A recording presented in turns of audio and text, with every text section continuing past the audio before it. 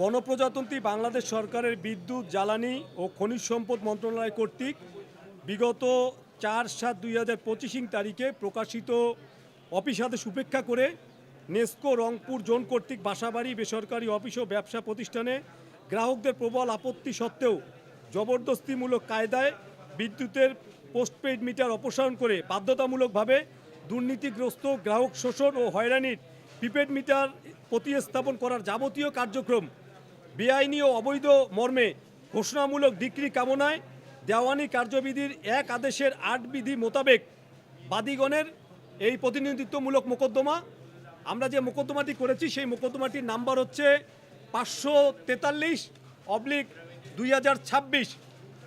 আমরা এই মোকদ্দমা আনয়ন আজকে করলাম। আমরা খুব শীঘ্রই বিজ্ঞ আদালতের কাছে আমরা একটি নিষেধাজ্ঞার, অস্থায়ী নিষেধাজ্ঞার আমরা আবেদন করব। সেখানে আমরা যেটি প্রতিকার চাইব যে এই মোকদ্দমাটি নিষ্পত্তি না হওয়া পর্যন্ত রংপুর নগরীর বাসাবাড়ি, ব্যবসা প্রতিষ্ঠান এবং বেসরকারি যে অফিস রয়েছে সেখানে নেস্কো প্রিপেড মিটার স্থাপনের কোনো ধরনের কার্যক্রম পরিচালনা করতে পারবে না।